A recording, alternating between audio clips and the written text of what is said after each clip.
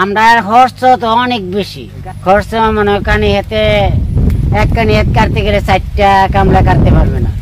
তো 4টা কামলা কাটায় মনে করেন 500 টাকা রোজ হলো 2000 টাকা, আবার নামানি আছে 2000 টাকা, আবার মনে করেন বুট দেওয়া হলো আনি ইয়া করে এই দরটা তো মনে করেন এই দিকটা তো এই হিসাব করলে কানি হাতের মেঝে যাইবো গা 10,000 টাকা 12,000 টাকার মতন যাইবো। বিয়ে যদি মনে করেন দর ভালো থাকে তাহলে তো মনে করেন যদি 4,000 টাকা এক কানি হাতে যদি মনে করেন 8 মণ পাড়ো তাহলে মনে করেন কৃষিগিরি কি করতাম কইলে কি খরচা তো বেশি, লাইকের দাম বেশি, খরচা বেশি। কামলা নিতে চাই গেলে 800-700 টাকা কামলা, কাঠের লাগে 700 টাকা লুজ, পাটের দাম পাই মতো 300 টাকা 3,000 টাকা মন, পাটের লিটার কাম 5,000 টাকা। মানে এই সরকারি বীজ ফলাইতে পাটে পড়তাম না, দর রাখবে না, রেটও কম, ওখানে পাট কম। আগে কৃষি বেশি ভালো আছে, পড়তে তো সফল মিলে না, কি করতাম হইতে লাগাম যেত না বছর। সরকারি যে বীজগুলো আমরা আনছি যারা করছে সবাই একটু একটু নাইলা এটা কানিতে 4 থেকে 5 মণ, আর আমরা যেটা কিনে না করছি 300 টাকা কেজি গরু মাথা, এটা 10 থেকে 11-12 মণ পর্যন্ত আমরা হেত মারাইছি। আর এই ইটার যে ইয়াগুলা হুলাগুলা এটা কোনো কাজে লাগাইতে না, লোক পায় না, লোকেরা ল না। আর যেটা সাদা বীজ করছি এটা আপনার টেবাগা ফাট, এটার মধ্যে বললাম তো 4 থেকে 5 মণ, আর এটা 10-11-12 মণ পর্যন্ত। তাহলে আমরা এই বীজ যারা যারা করছি আমরা এই বীজ করে সব মরছি। আমরা সরকারের কাছে দাবি আমরা কৃষিরে ভালো বীজ দেখ, যে বীজ দিয়ে আমরা লাভবান এই বীজ থেকে সরকার আমরা দেয়। সরকারের বীজ বাড়া না, সরকারের বীজ হলো লাল পাট কম, আমরা কিনে লাগাই পাটও 2-4 আলিটা দিলাম, 2-4 দিলাম, পাটটা গুড়ি 2টা একটা উড়ে। এই সরকারের বীজটা এরকম করে উড়ে, লাল বীজটা এই উড়ে না। আর এই যে ইন্ডিয়ার বীজটা আনছি কিনা এবছর গুড়দাবালা সাদা বীজটা, এটা গুড়দাবালা আমি এটা বেচছি 3500, 3600, 3700, আর বট বেচছি 3800।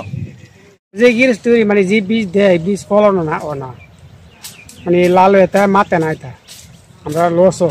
এবার যে বীজ দিছে আমরা লুসকান আছি, ফলন পরে না, বীজ ভালো না।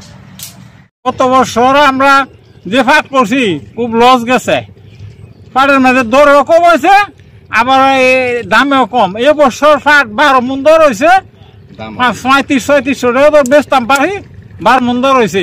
ফাটের দরটা একটু ভালো হলে আমরা কৃষক একটু বাঁচতে পারবো। মনে হয় সবসময় পাট করি সরকারি বীজ দেয়, সরকারি বীজ হইলো লাল বীজ।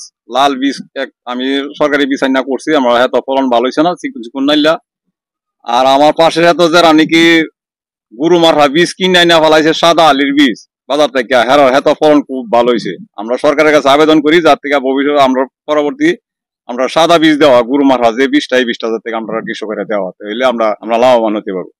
সরকারি বীজ আনছিলাম, একটা নেট বানাইছি, ধরাইছি, সরকারি বীজ ভালো না, চিকুন আগা মোটা না।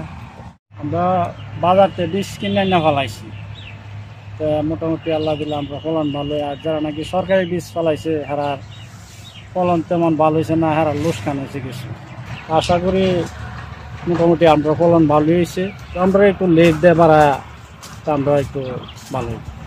2024-25 অর্থ বছরে আমাদের 2004 জন কৃষকের মাঝে আমরা বীজ এবং সার দিই।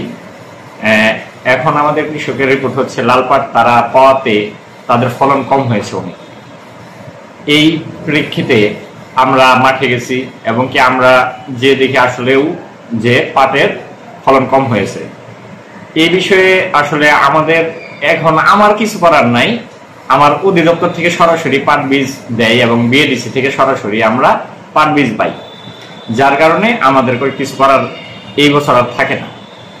এখন আমরা চাইতেছি যে এই লাল পাট বীজ না দেওয়ার আমাদের চাহিদা মোতাবেক, কৃষকের চাহিদা মোতাবেক আমরা পাট বীজ দিব কৃষকদের। এই বিষয়ে আমাদের ঊর্ধ্বতম কর্তৃপক্ষ আমাদের পিডি মহোদয় স্যারের সঙ্গে কথা হয়েছে এবং উনিও এই বিষয়ে কড়া নজর দিয়েছে এবং এই পাট বীজ আর দিবে না, এই কথা আমাদের পিডি মহোদয় স্যার বলেছে সরাসরি। আর আমাদের কৃষক যে ক্ষতির সম্মুখীন হয়েছে এই বিষয়ে আমি আমাদের ঊর্ধ্বতম কর্তৃপক্ষ স্যারের সঙ্গে কথা বলছি, যেন তারা এই বিষয়ে কৃষকদের ক্ষতিপূরণ দেওয়ার জন্য আগ্রহী হয়। এবং ক্ষতিপূরণটা দেয়। এই বিষয়ে আমি আমার ঊর্ধ্বতন কর্তৃপক্ষকে বলেছি। নতুন পাট বীজ দেওয়ার কি করতেছি যে কৃষকের চাহিদা মোতাবেক দিব, যেমন যারা ক্যানাপ করবে ক্যানাপ দিব, যারা সবুজ তোষাপাট করবে তাদের সবুজ তোষাপাট দেওয়া হবে।